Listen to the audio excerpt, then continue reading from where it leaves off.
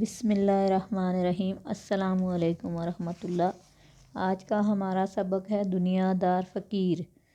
شیخ Saadi رحمۃ اللہ علیہ فرماتے ہیں، ایک شخص اپنی کسی ضرورت کے لیے ایک بزرگ کے پاس گیا۔ ان بزرگ کے پاس اس وقت اسے دینے کے لیے کچھ نہ تھا۔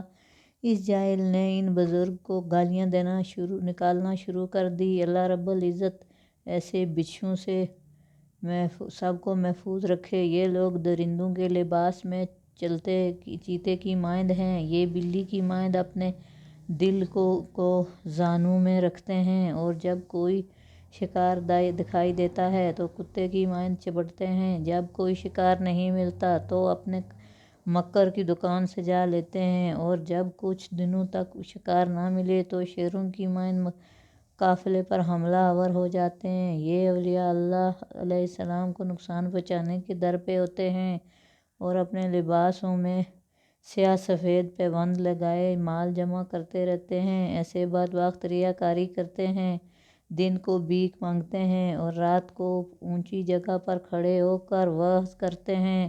یہ لوگ اپنی ظاہری عبادت کا اشارہ کرتے ہیں، اور ان کی کیفیت ہر حال میں یکساں ہوتی ہے۔ یہ حضرت موسیٰ علیہ السلام کے عصا کے مانند کمزور، مگر جب نکلنے لگیں تو سینکڑوں اسودوں کو نگل جائیں۔ ایسے لوگ نہ ہی متقی ہوتے ہیں اور نہ ہی دانا، اور ان کی طلب دنیا ہے۔ حضرت بلال رضی اللہ تعالیٰ عنہ کی مانند سیاہ جبہ زیب تن کرتے ہیں، اور اپنی بیویوں کے لیے خیرات کی آمدنی سے لباس تیار کرواتے ہیں۔ ایسے لوگ سنت نبوی صلی اللہ علیہ وسلم سے کوسوں دور ہوتے ہیں، اور سحری کے کھانے کی پابندی اور دوپہر کا قیلولہ لازمی کرتے ہیں۔ ایسے لوگوں کے پیٹ ہر وقت حرص و ہوس سے بھرے رہتے ہیں، اور ان کی کشکولوں میں رنگ برنگ کا کھانا موجود ہوتا ہے۔ شیخ سعدی رحمۃ اللہ علیہ فرماتے ہیں، میں ایسے فقیروں کے متعلق کچھ کہنا نہیں چاہتا کہ ان کے متعلق بات کرنا اپنی بے عزتی خود کرنے کے مترادف ہے۔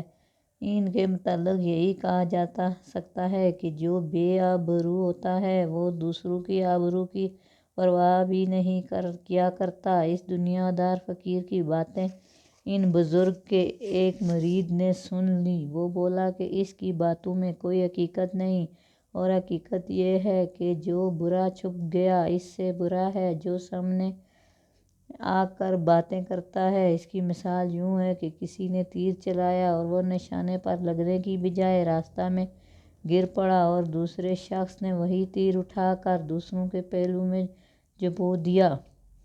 ان بزرگ نے مرید کی بات سنی تو مسکراتے ہوئے فرمایا، برائی کرنا آسان ہے۔ اور اس دنیا دار فقیر نے میرے متعلق جو کہا وہ میرے گناہوں کے مقابلے میں کم تھا، اور میں اپنے حال سے بخوبی واقف ہوں۔ وہ مجھے آج ملا اور میرے 70 سال کے عیوب سے آگاہ ہو گیا، اور عالم الغیب اللہ رب العزت کی ذات ہے جو میرے عیوب سے بخوبی آگاہ ہے۔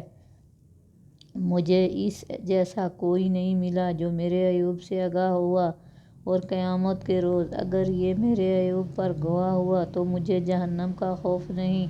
اللہ رب العزت کے نیک بندوں پر یوں ہی تیر چلائے جاتے ہیں اور نشتر چبوئے جاتے ہیں۔ اگر تم بزرگوں کی قبور کی مٹی سے صحرائی بناؤ گے تو ملامت کرنے والے ملامت کے پتھروں سے اسے توڑ دیں گے۔ نصیحت: اس حکایت کو بیان کرنے کا مقصد یہ ہے کہ اللہ رب العزت کے نیک بندوں کی عزت پر حملہ کرنے والے جاہل ہیں، اور ان کی اس جہالت سے ان نیک بندوں کو کچھ نقصان پہنچنے والا نہیں۔ شکریہ۔ اللہ حافظ۔